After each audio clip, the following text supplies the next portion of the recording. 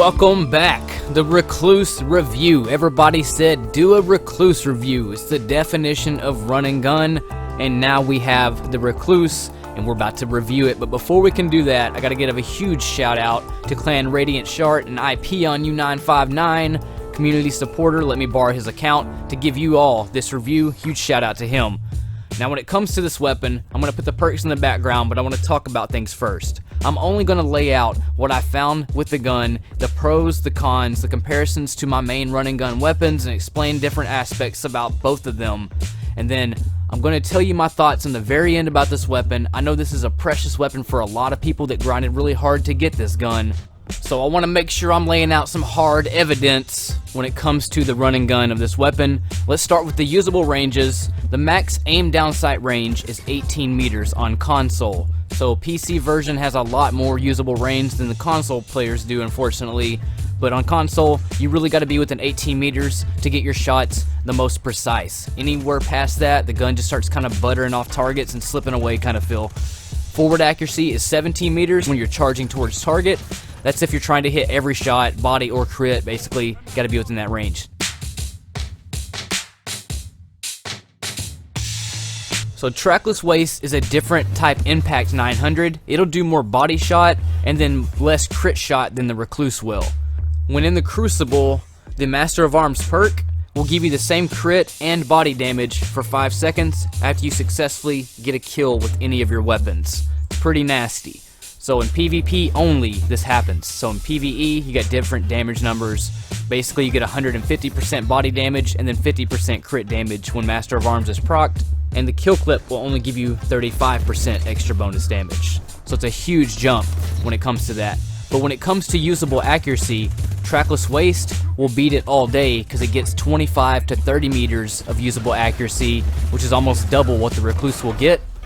Another thing about Trackless Waste, and I'm just laying out the facts on the guns basically, these air shots are way nastier on Trackless Waste, and the option of doing the unlimited kill clip, if you have the God Roll Grave Robber kill clip version, you can keep proccing kill clips over and over with this weapon, but the Master of Arms pretty much dumps all over the damage that kill clip could ever offer. The sad thing about the Recluse is it is in your energy slot as a void weapon, which can kind of hinder other type loadouts. Let's get back to the range and accuracy right now. We'll go over more of what I'm talking about with that later.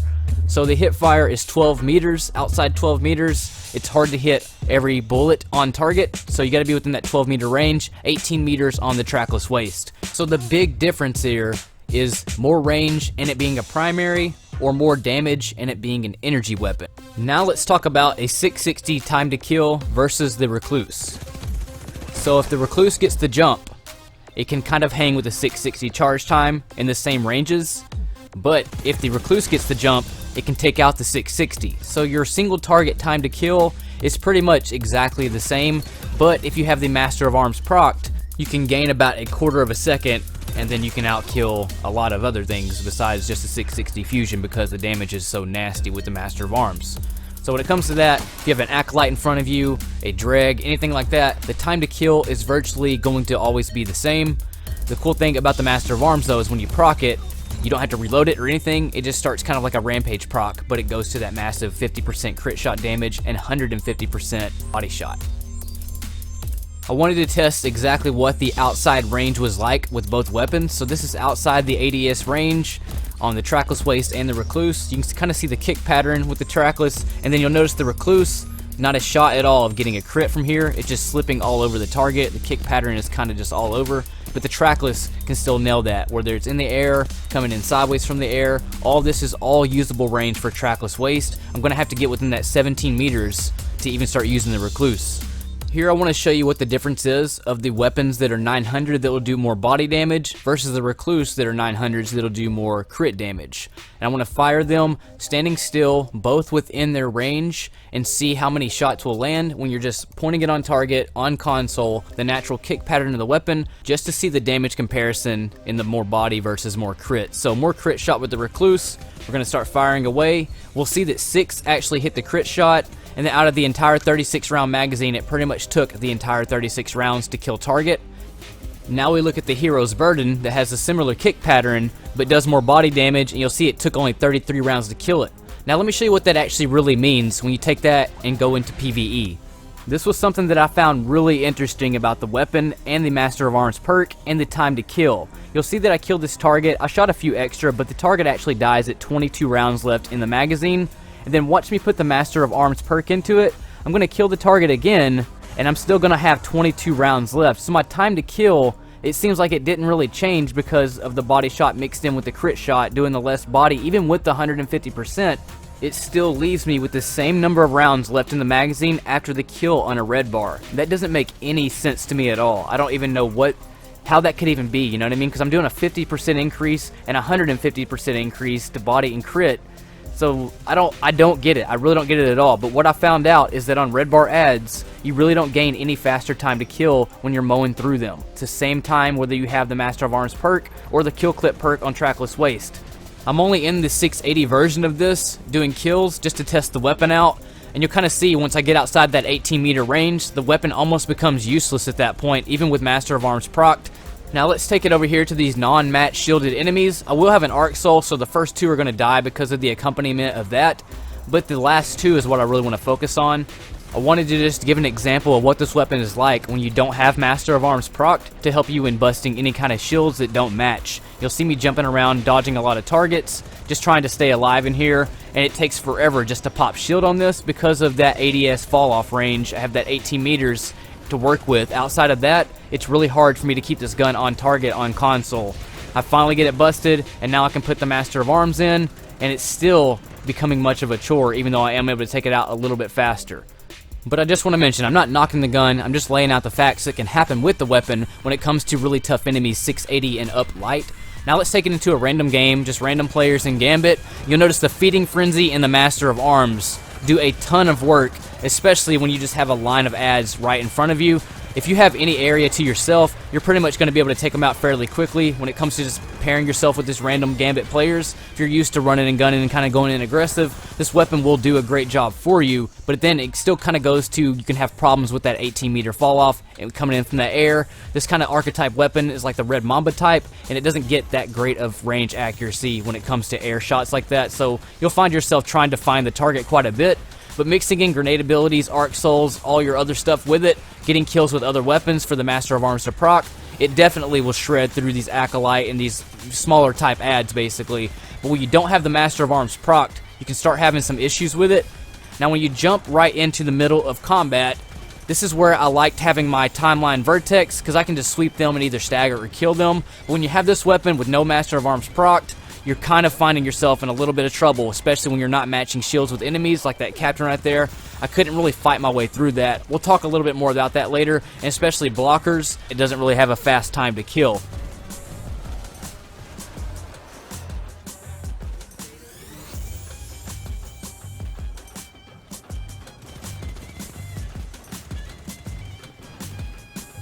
Straight on with the target like this, that's when you get the best range air with it. The target has to be kind of right in front of you as you're leaping towards them, but if you have to maneuver and swing the gun around in the air, it doesn't really catch that much. Here's a yellow bar again, trying to melt him without the Master of Arms procced. Comes kind of a chore again. Get these ads on my way. I do like the Grave Robber kill clip from the Trackless Waste. I love getting the melees and getting that reload, but Feeding Frenzy is kind of like the second best thing to have with that, so it's not that bad of a perk, and you'll see with the Master of Arms procced, I was able to melt that dude fairly quickly. Now let me proc the Master of Arms again, shredding the two orange bars fairly easily, and you'll see the melt of the meter go way down, and then the Master of Arms goes off, and now I'm kind of just stuck here with a Red Mamba in my hand at that point. The reload is really horrible too if you don't have Feeding Frenzy proccing. I almost wanted to just pull out my primary, but I wanted to see how many shots it would take, and then finally I was like, they're going to take it, so I might as well just go ahead and get the old chaperone out. You have a lot of moving enemies, it's really hard to kind of find target with this weapon. Not having a great field of view versus PC can kind of make this weapon where you're swinging it out quite a bit, where it actually forces me into my super because I couldn't grab those crit shots and get those fast time to kills going on. Speed killing and strikes. We're going to talk about speed killing a little bit more than about bosses and things like that, but as far as speed killing with this weapon, just getting paired with random teammates, you're going to outslay all the time. There's so many situations where this gun just shreds them because of how they're stacked in strikes, the way that the layout of strikes enemies are. This footage is actually the first time that I'm shooting the Recluse, so I wanted to kind of go in and see what it was going to be like. So that first air range shot was an immediately noticed thing, and then I start getting kind of over encumbered by the main boss in the back. I don't have any range to really hit him, but luckily I have this and I can just start shredding, and this is when I realized the perk was that good. Bam, bam, bam, bam, bam. Everybody's just kind of dead really quick.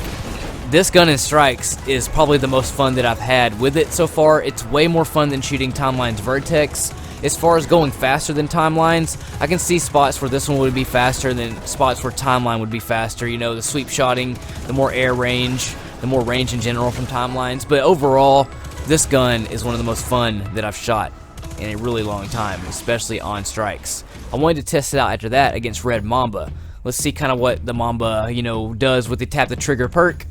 And immediately when I shot Red Mamba, with tap the trigger, it really gives it the stability that the Recluse has. So that's how much stability that kind of perk will give your weapon. So it kind of made me appreciate tap the trigger a lot more after I did this test. But you can see that it really just shoots exactly like it. It's like a Red Mamba without the Feeding Frenzy and without the damage perk. But the damage perk is what makes the weapon really what it is. That and the Feeding Frenzy reload. I mean, the accuracy, the base model of this gun and everything that it does, it's just really solely relying on 2 perks. If you don't get those 2 perks procced, you're having a hard time with this weapon. Because if you had a lot of yellow bars or, you know, a lot of 700 or 680 or really high light enemies that you can't take out quick, such as the shanks you saw earlier with the arc shields, if you have a ton of those stacked, you might have a bit of a problem at that point. Even with the Master of Arms perk procced, if you have a high light enemy, even with that procced against a non-matching shielded enemy, it's not enough to smash their shield off unless you hit every shot. And if you're in a situation where you can't hit every shot, you might get kind of screwed with this gun. You know, I'm just saying, and especially if you don't have the Grave Robber, you don't have the range. So it was at that point that I realized, is this gun a main gun or not? And I want to test it, go a little bit more in depth with it, but I mean, honestly, you can't tell which gun I'm shooting right here. And we know that against red bar ads, the time to kill is virtually the same.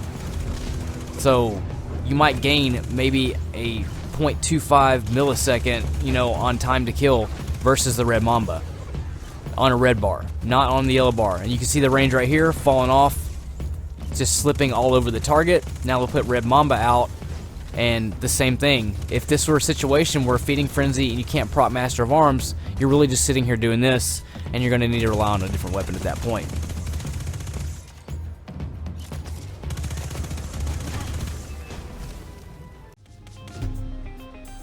If I didn't have the Lunafaction well here, I'm pretty much useless against bosses. I'm getting all that damage fall off right now, and I basically have that Red Mamba in my hand at that point.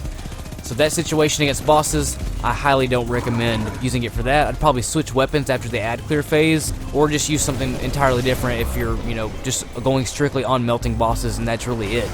Right here, the reload speed, this is what it would be like the first time that I reload, and the second time the Luna well goes down. But doing that over and over again, that's going to be even less damage, you know what I mean? So, not that great for single target use like that, unless you have a ton of ads stacked up to keep proccing Master of Arms.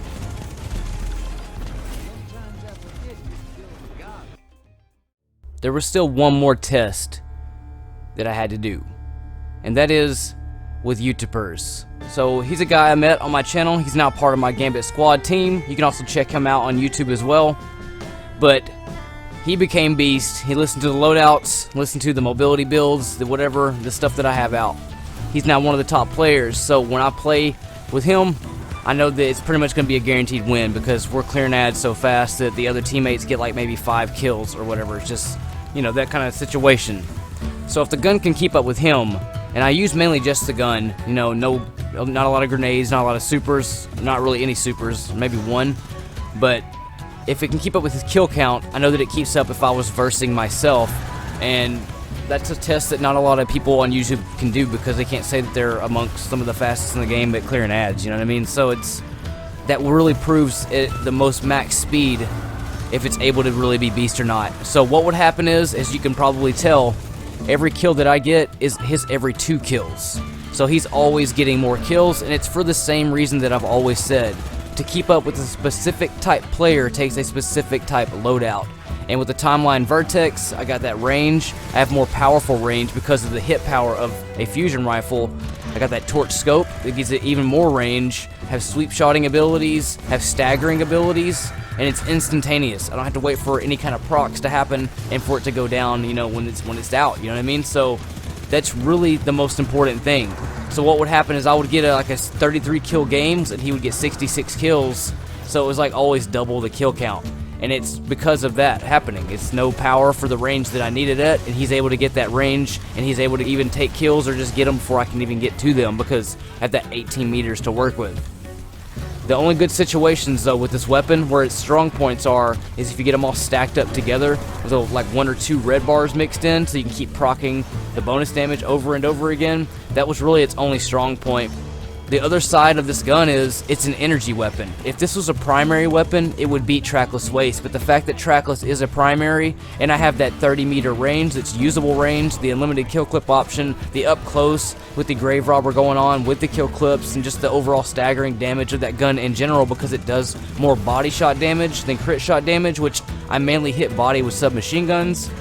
All that going with my Timeline's Vertex, it just makes it a more faster and more compatible loadout to what I'm trying to do, which is speed clear fast and stay amongst the fastest, you know what I mean? Just naturally, that's just an OCD thing I've had with the game. I see an ad, I want to kill an ad, and I want to figure out how to kill it fast, and Recluse is a beast. I think everybody should have this gun, but you gotta have Master of Arms procced all the time, and you gotta be within your range. The lightweight kind of helps, but your ability to pull off dope shots and like range shots at a distance especially is completely out of the question at that point, and it ruins what you can use for your primary, even for like a boss occasion. I mean, you could do the rocket still with it, and you know, for heavy you could still do what you normally would do, but it's just really the fact that it's in the wrong slot, and there's better options that can clear faster that have more powerful range. This just has damage in close range. You need damage, speed, and range. That's kind of the thing, man. And then recharge rates, and then good mobility to go with it, good recovery rate to stay you in the fight. I had to jump out right here. I try to hop back in it. I normally would have staggered or at least killed with Timeline Vertex, but what most people don't think about is the amount of time you have to stay in a fight to finagle with them when other ads are trying to come up on you, you know? Trying to come up on me, bro? You just gotta shut that down. So the faster you can get in there and stagger and kill, the more better you are. Like I said, this is not a trash weapon by any means, and I'm not trash talking this gun. I'm just laying out what happens when you go up against people that are fast, you know what I mean? He's just taking everything, because I have to, you know, I don't have those in-air range shots that the Fusion's gonna have. I don't have those instant kills, those sweep shots. There's a lot of stuff.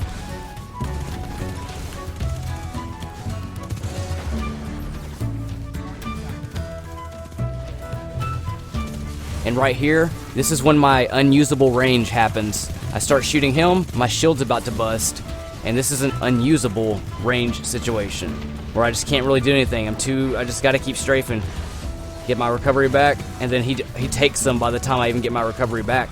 Then I try to hop back in the fight, and this gun gets a little chaotic, but its damage keeps it kind of up to pace, you know, but it will just always fall short being in the energy slot. It should have been a primary weapon, man.